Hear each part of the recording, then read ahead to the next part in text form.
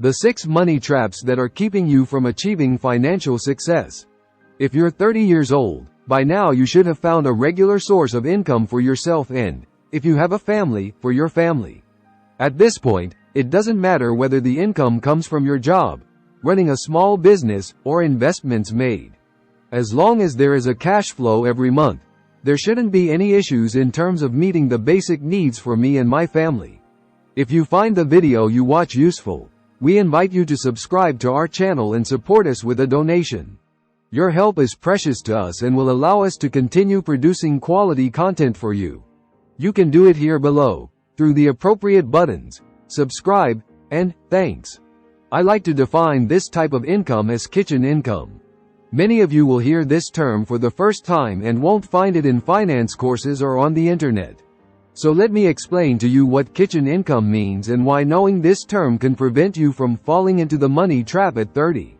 Before moving on with the rest of the video, you need to subscribe. Tap the big red subscribe button and the notification bell icon to make sure you don't miss any of our videos. Now let's get back to the main topic. Let's see what kitchen income means and how it applies to you. Kitchen income is the income you earn by working for someone else. You might object that this is a harsh way of saying you're a slave, but I'll tell you that a 9-to-5 job is exactly that. What you're doing is pricing yourself and selling at least 8 hours of your day for that price. Don't get me wrong. I'm not saying it's a negative thing. In fact, I strongly encourage everyone to find a job. I would never tell anyone not to find a job. Everyone has different circumstances. Obviously, you're 30 years old and need to take care of a young family. Or maybe it's just you and you need time, money and patience to start your own business. When planning for the future and how to tackle it, you can't overlook bills and necessary expenses. For this reason, it's perfectly acceptable to work on generating kitchen income first. Now you know what we mean by kitchen income. Basically, it's the income you earn to cover basic current expenses, like putting food on the table, renting a small house, and sending the kids to school. For some people, the kitchen income is higher because they also earn more from their job. By middle age, priorities change. You can no longer say yes to most parties your friends invite you to. You can no longer be negligent with money. But now that you know how to generate kitchen income, it's time to plan your financial future. It's time to start building or acquiring assets that will provide you with income when you leave your job or retire in the future. Even if you currently have a decent income, it's not time to skimp on social obligations. Your goal should be to build yourself wealth that will bring you future income. How much do you think you can generate in the future? If you are currently 30 years old and working, you might be earning more than your peers. But this could be because you're working more and longer hours than your peers, maybe 14 hours a day. But honestly, how long do you think you can keep working in a day? As you age, the ability to work productively diminishes significantly. The average 40-year-old can't productively work for more than 8 hours a day. By their 50s, productivity drops to about 6 hours a day. Now that I have gotten your attention and challenged some of you, the question is, what do I do now? My advice to 30-somethings is to change their priorities from earning kitchen income to building their wealth. The only way to do that is to avoid the money traps that come up at 30 and instead focus on building your future net worth by investing a portion of your income into savings. Listed below are 6 money traps you should absolutely avoid. The first is buying a car outside your price range. I remember when I got promoted, got a raise, and my monthly salary was $10,000. I was over the moon. Of course, the first thing I did was buy a Mercedes-AMG sports car on loan. I was tired of driving around town in my old Toyota.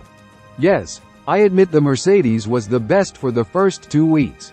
The new car smell was to die for. The praises and approval from my family for my first big purchase were grand. This only lasted for the first 2 weeks, after which no one cared that I owned a Mercedes and I started wondering why I had spent over $90,000 on such an expensive car. The Mercedes lost 30% of its value the first year and 50% by the 3rd year. I'm not saying you should never buy expensive cars in life. Today I have 2 supercars in my garage because I can afford them. They currently represent less than 0.5% of my net worth. I have this thing called financial freedom. Of course, I don't actually own anything. It's just a dream I've had for a long time. But the premise is always the same. Many people, especially those between 20 and 30 years old, spend a lot of money on expensive cars they can barely afford and will probably have to pay for on loan. But why do they do it? Why do you want to financially choke yourself for a social obligation? Just because your friends drive new cars doesn't mean you have to do the same. If your friends make fun of your Toyota, it means you need to change your friends, not your car.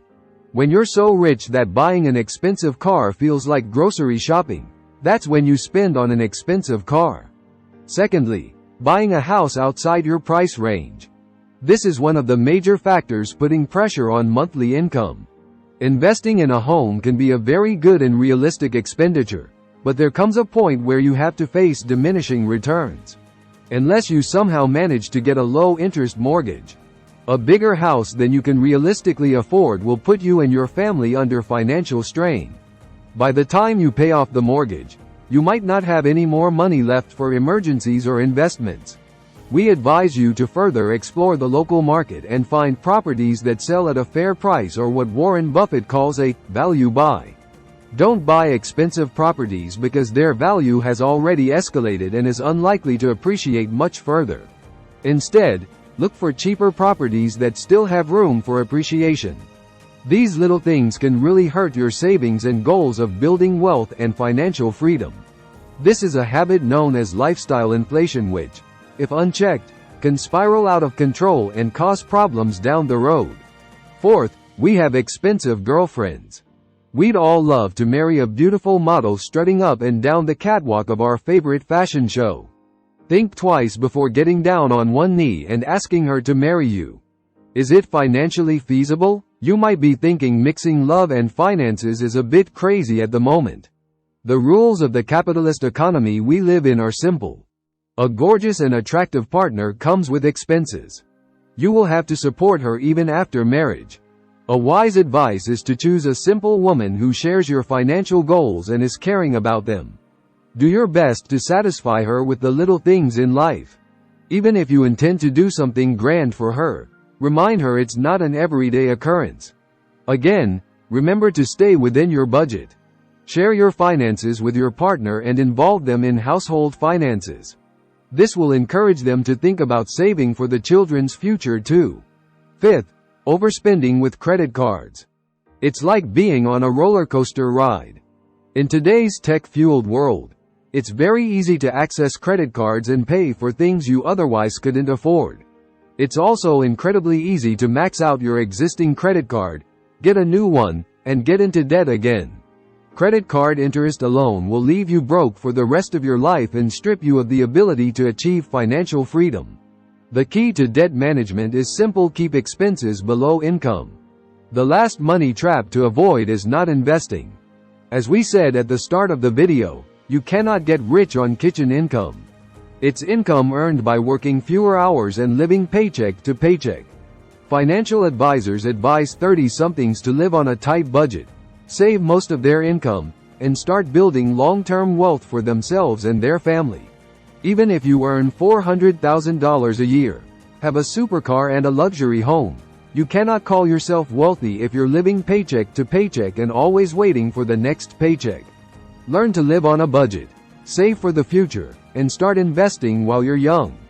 But that doesn't mean you can't have fun. You should set aside a certain percentage of your paycheck to have fun with your family. To learn more about how to increase your wealth, you can watch the Becoming a Millionaire with Compound Interest video here.